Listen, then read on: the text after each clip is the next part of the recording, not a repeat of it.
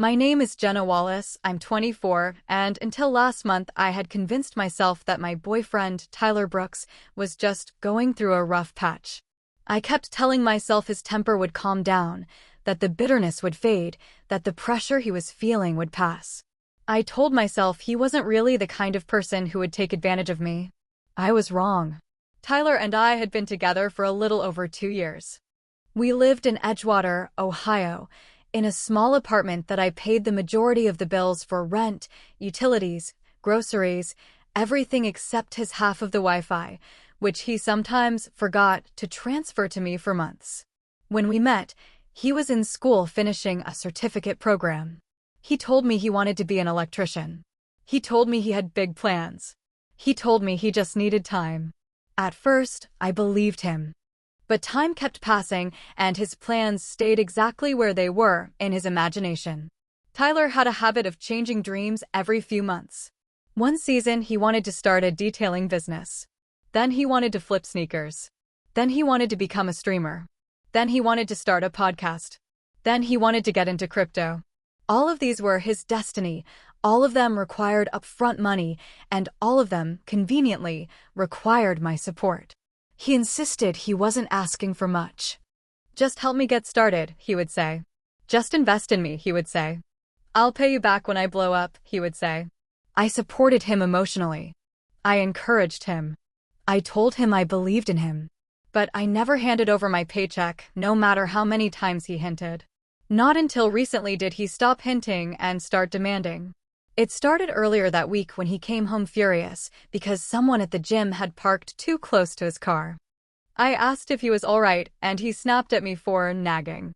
The next day, he got into a fight online with someone he didn't even know and stomped around the apartment like a storm cloud. By Friday, he was already on edge. He paced the living room, slammed cabinets, muttered under his breath. I asked if he wanted to talk. He told me to leave him alone. On Saturday morning, I got my paycheck, my usual bi-weekly direct deposit. I was planning to put half toward rent and half toward paying down my credit card. Tyler must have seen the email notification pop up on my phone because he immediately said, "Good.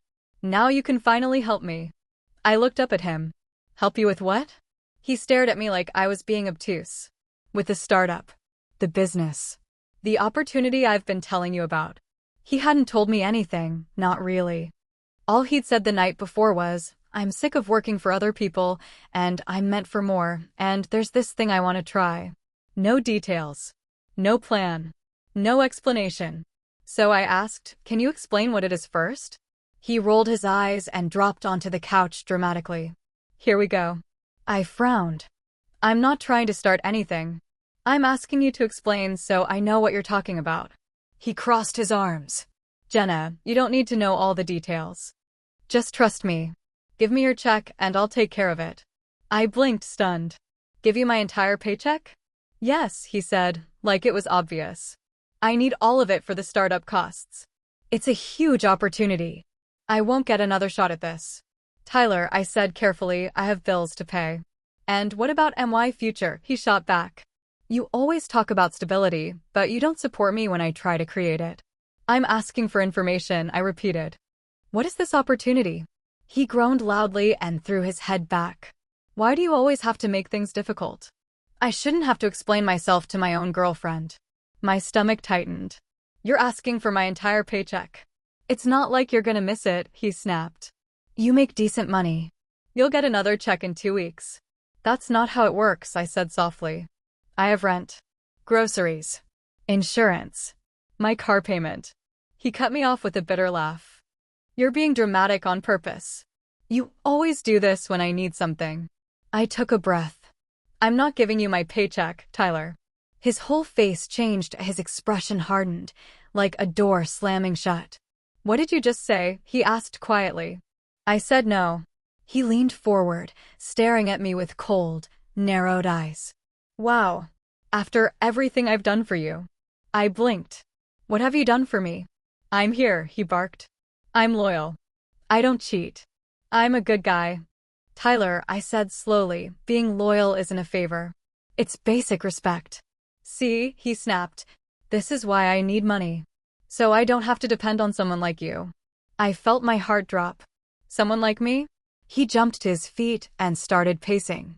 You think you're better than me because you have a steady job. You think you're better because you make more money. You think you're better because you're responsible. I don't think I'm better, I said. I just think it's my money. He stopped pacing abruptly. Then he said it. For words that made my stomach twist into a knot. You're dead to me. I stared at him. What? You heard me, he said coldly. If you won't support me, you're dead to me. I don't need a girlfriend who's useless. Useless. Dead to him. Because I wouldn't hand over my entire paycheck. I was so stunned I couldn't speak. Tyler smirked, actually smirked like he'd won something. Then he added, if you won't invest in me, then get out of my way. And that was only the beginning. What he demanded next, and how far he escalated, is something I still can't believe he said out loud. Tyler stood there breathing hard, like I had just betrayed him, like I had committed some unforgivable sin by refusing to finance whatever fantasy he'd invented overnight. I stayed sitting stunned, my hands cold in my lap. I kept waiting for him to calm down, to take it back, to say he didn't mean it. He didn't. He doubled down. You think you're so righteous, he spat. You think because you pay a few bills you're some kind of hero. I looked up slowly. I don't think I'm. He cut me off. Yes, you do. You walk around like you're better than me. Like I should thank you for scraps. Scraps? I repeated quietly. I pay rent. I pay utilities. I pay for groceries. I pay almost everything. Because you can, he snapped. And you hold it over my head every chance you get. I've never once thrown it in your face. Your tone does, he said sharply. Your attitude does. The way you asked me, what have you done for me? Like I haven't given you anything. Tyler, I said calmly, I didn't say it to attack you. I asked because you said I owe you my paycheck. I don't owe you that. You owe me support, he snapped. Real support. Not this bare minimum crap. I have supported you, I said, emotionally, mentally, sometimes financially. But I can't give up my entire paycheck for something you won't even explain. His jaw clenched. You don't need to know details. You just need to trust me. Trust isn't giving blindly, I said. Trust is communication. He scoffed. Communication? That's rich. You don't communicate. You interrogate. I asked one question, I said. And you asked it with an attitude. I blinked. I couldn't believe what I was hearing. Tyler walked to the counter, grabbed his phone, paced in circles, then held it up toward me like he was presenting evidence. You see this, he said. This is the opportunity. This is my ticket out. But I can't get it without money. I stood up slowly. Then work for it. Save for it. I am working, he shouted. You quit your last job, I reminded him. It was toxic, he snapped. They disrespected me. You quit the job before that one too. They underpaid me. And the one before that had terrible management. I swallowed. Tyler, you've quit 5 jobs in a year. He slammed his hand on the back of the couch. Because they were all holding me back. I'm meant for more. I believe you're meant for more, I said gently. But you have to build stability first. No, he barked. I'm done with stability. Stability is for people who give up. I want success. Real success. And you think success comes from taking my paycheck? He stepped toward me. If you love me, yes. My chest tightened. That's not love. That's manipulation. He laughed harshly. There it is. The victim card. Poor Jenna, being manipulated by her boyfriend who's trying to build a future. I shook my head. This isn't a future. It's a gamble. It's an investment, he said. In what? I asked. You still haven't explained. You don't deserve to know, he snapped. Not if you won't help. I stared at him. You want money but won't explain why? He crossed his arms. If I tell you, you'll shoot it down. You always find reasons to doubt me. I want clarity, I said. That's not doubt. He pointed at me sharply. You're holding me back. My breath hitched. I'm holding you back? Yes, he said. If you weren't so selfish with your money, I'd be 6 months ahead by now. Maybe a year. I couldn't help it, I laughed. A short, shocked, disbelieving laugh. Selfish? Tyler, I pay almost every bill in this apartment. And that's normal, he said. You make more money. You should pay more. I don't mind paying more, I said, but you're asking for everything. He stepped closer. Yeah, he said quietly. Because I need everything. Something in his tone made my skin crawl. Tyler, I whispered, what exactly are you planning to do with the money? He hesitated for the first time. I could see the wheels turning, whether to lie, whether to bluff, whether to snap again. Then he finally muttered, there's this guy I know. My stomach tightened. No, I said instantly. You didn't even let me finish.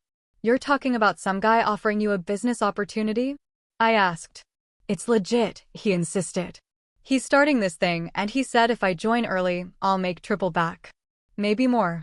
What is this thing? It's not easy to explain. That was all I needed to hear. I stepped back. Tyler, this sounds like a scam. His face contorted. It's not a scam. If it requires you to hand over money blindly. It's not blind, he yelled. He promised. Oh, I said softly. He promised. That makes it legit. You think you're so smart, he snarled. I think I'm realistic. No, he snapped. You're scared. That's your problem.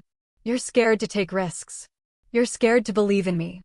Believing in you doesn't mean funding strangers. His voice suddenly dropped into something darker. That's why you'll never get anywhere, he said. You're too scared to live. And you, I said, are too willing to jump into anything if someone dangles the word opportunity. His jaw clenched again. Then, slowly, he pulled out his wallet and tossed it onto the table like he was presenting a contract. I'll make this simple, he said. Give me your paycheck, and I'll let you be part of the business too. I just stared. You want me to pay, I said, and then act like I'm lucky to be included in something I don't even know the name of? Yes, he said bluntly. I shook my head. Tyler, I'm not doing this. He stared at me for a long moment. Then he asked a question so ridiculous, so entitled, so delusional that I actually forgot how to breathe for a second. Okay, he said calmly, if you won't give me your paycheck, then give me half. I thought he was joking. He wasn't. If you won't give me half, he added, then give me your savings. I blinked. Excuse me? Your savings, he repeated. The money you've been putting away. It's just sitting there doing nothing. I could turn that into triple. Maybe more. No, I said immediately. He didn't even blink. Fine, he said. If you won't give me your savings, then let me use your credit card. I stared at him in disbelief. What? You have a limit of $5,000, he said. I could use that as startup capital. Easy. No. He stepped closer again, eyes cold and calculating. Then co-sign a loan for me. I felt my stomach drop. No, I whispered. He smirked. You're unbelievable, he said. You want to be with a successful man, but you won't help me become one. This isn't help, I said. This is financial abuse. His expression twisted. Oh, please. Don't be dramatic. You're asking me to hand over thousands of dollars, I said. To a stranger. For a plan you can't explain. It's investment, he barked. No, I repeated. It's exploitation. His face darkened. You're going to regret this, he said quietly. You're going to regret making me feel like this. I stepped back. What do you mean? He smiled, a cold, humorless smile. You'll see. My chest tightened. Tyler, I said carefully, what are you talking about? He shrugged. Nothing. Just, don't be surprised when things get harder for you. I stared at him. He wasn't yelling. He wasn't throwing things. He wasn't slamming doors. He was threatening. Calmly. Softly. Deliberately. And somehow, that was worse. He took a slow breath, stepped back, and added, You had one chance to support me. One. And you blew it. Then he turned away. And what he did next made everything crystal clear. Tyler walked across the room with this eerie calm, the kind that made my stomach tighten more than the yelling ever did. He picked up his phone, scrolled for a second, then set it on the counter face up so I could see the screen. It was an app showing a payment request. A very large request. Since you refused to support me voluntarily, he said, I'm giving you one more chance to do the right thing. I stared at the screen. No. You didn't even look at it. I don't have to, I said. The answer is still no. He smirked. You'll change your mind. I shook my head. I won't. He tapped the counter with 2 fingers, slowly, tauntingly. You know what your problem is? You think I won't walk away. You think you can say no to me and I'll still stick around because I'm loyal. But that's not how this works. I felt a chill run through me. The shift wasn't subtle anymore, it was glaring. He wasn't asking. He was cornering. What do you mean? I asked. Tyler put both hands on the counter and leaned forward. If you don't help me, I'm not staying in this relationship. I let out a breath. Tyler, if the only reason you're with me is because of my money, then maybe you shouldn't stay. He scoffed. Oh, please. Don't act like you don't need me. I don't need you financially, I said. And you know it. His jaw tightened. No. I mean emotionally. I blinked. Tyler, you just told me I'm dead to you. I was upset, he snapped. You told me I'm useless, I added. I didn't mean it, he said. You made me angry. You told me I owe you my paycheck. That's because I do, he said louder. After all I've done for you. What have you done? I asked again. Name one thing. I exist, he said, throwing his hands up. Is that not enough? I stared at him, speechless. He stepped closer. You think you're so perfect. So responsible. So put together. But without me, you'd be alone every night. Without me, you'd have no one. Without me, you'd be miserable. I exhaled. Tyler, that's not love. That's emotional blackmail. He pointed at me again. You don't get to define love. I do. And love means sacrifice. So sacrifice something for me. No, I repeated firmly. His voice dropped lower. Then you don't love me. I swallowed hard. I do. But love isn't giving up everything I worked for. And oh, he barked. Love is trust. And you don't trust me. I trust you, I said. Just not with thousands of dollars. He glared. Same thing. It's not. He shook his head slowly, almost pityingly. You're pathetic. I froze. He'd said awful things before in arguments, but this time felt different. This time wasn't a fight. This was intentional. Calculated. You're pathetic, he repeated, louder. You cling to your little paycheck like it's gold. You cling to your job like it defines you. You cling to your savings like it means you're better than me. I never said I was better than you, I whispered. You don't have to say it, he snapped. You breathe it. My throat tightened. Tyler, please stop. No, he said coldly. Not until you understand something. He stepped right up to me, too close, and lowered his voice. You're my girlfriend. That means what's yours is mine. I took a small step back. That's not how relationships work. His jaw flexed. It's how ours works. No, I said. It's how you want it to work. His expression darkened further. If you won't give me the money willingly, he said, then we'll find another way. A knot formed in my chest. What does another way mean? He didn't answer immediately. He walked to my purse, which I had left on the table when I came home from work. He picked it up and held it in one hand. I felt my breath catch. Tyler, I said quietly, put my purse down. He turned it over casually, like he was inspecting a toy. You have your card in here, right? Put it down, I repeated. He shrugged, unfazed. It's just a purse. I'm not stealing anything. Yes, you are, I said. If you open it without my permission, you are stealing. He waved his free hand dismissively. Oh, stop being dramatic. We share everything. No, I said, stepping closer. Put it down. He tilted his head. Why? What are you hiding? I'm hiding nothing, I said. I'm asking you to respect my boundaries. He smirked. Boundaries? In a relationship? Yes, I said firmly. Especially in a relationship. He tightened his grip on the purse. You're making this harder than it needs to be, he said. Just give me the money. No. He stared at me hard, cold, calculating. Then he said, So you're choosing money over me? I'm choosing survival, I said. He laughed bitterly. Survival? What is wrong with you? This isn't survival. It's selfishness. I could make us rich. But you'd rather live paycheck to paycheck while I rot. I blinked. Rot? Yes, he said. Rot. Wither. Sit here like some loser with potential and no resources. And it's your fault. Because you're holding me back. You're responsible for your own life, I whispered. No, he said sharply. I'm responsible for the opportunities God puts in front of me. And you are responsible for helping me seize them. My stomach twisted. He wasn't trying to convince me anymore. He was declaring ownership. Tyler, I said softly, put my purse down or I'm leaving. He gave a small, cold smile. You're not leaving. Yes, I said, I am. No, he repeated. You're not. I took a step toward the door. He stepped in front of me instantly. You leave, he said quietly, and don't bother coming back. That's not a threat, I said. That's a promise. He blinked in surprise, just long enough for me to reach for my purse. The second my fingers brushed it, he jerked it away with lightning reflexes. My heart dropped. Tyler. He held the purse behind him and smirked.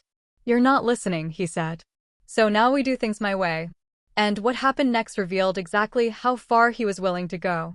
Tyler held my purse behind him like it was leverage, like it was a tool he could use to force obedience out of me.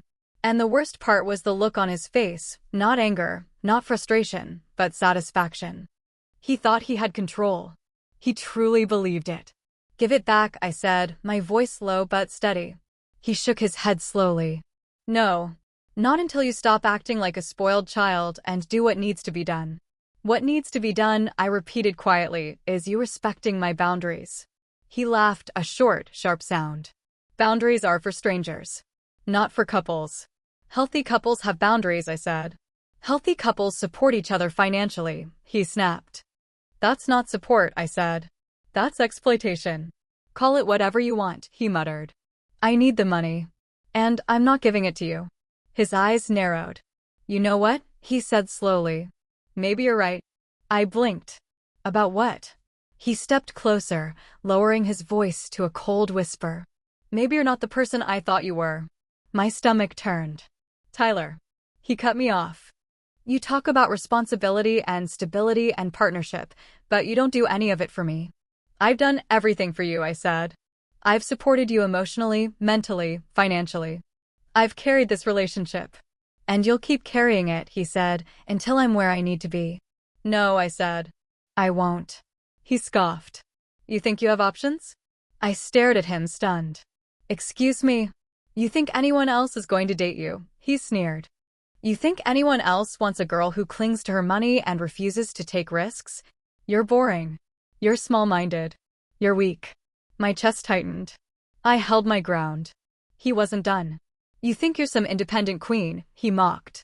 But without me? You're nothing. You're just a little paycheck with a pulse. I swallowed hard. There it was. The truth he'd been hiding under all the love and support, and we're a team. I was a resource to him. Not a partner. Tyler, I said slowly, give me my purse. He smirked. Or what? I reached for it again, and again he jerked it out of reach.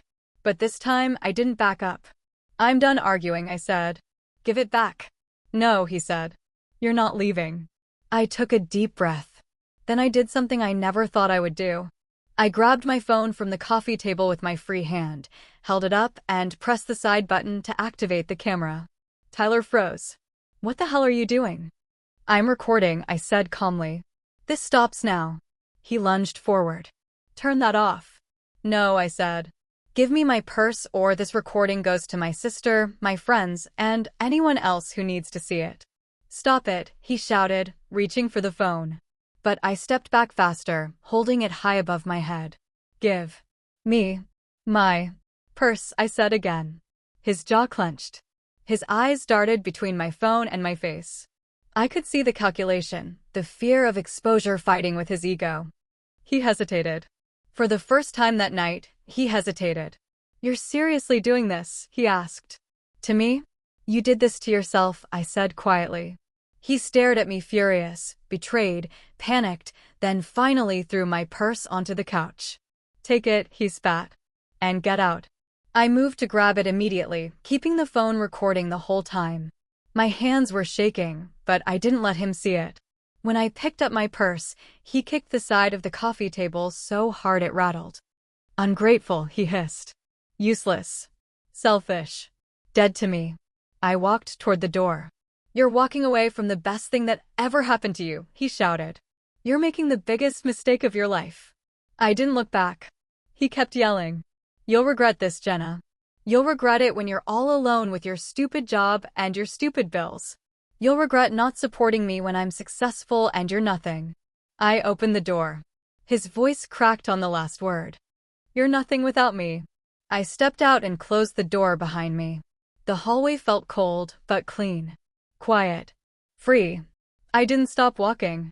Didn't pause. Didn't turn back. Not even when he pounded on the other side of the door. Not even when he shouted my name in fury. Not even when he begged. I walked out of that building with my purse in my hand and my phone still recording, just in case. Inside me, something unclenched, something I didn't even know had been tight for months. I drove straight to my sister's house and stayed there. I blocked his number, blocked his social media, blocked him on everything. But he still found a way to send one final message through an unknown account the next morning. You ruined my life. I didn't respond. I took a screenshot, saved it, and deleted the message. Tyler didn't ruin my life. He tried. But the moment I walked out that door, I realized something important. I wasn't dead to him. He was dead to me. And I was finally alive again.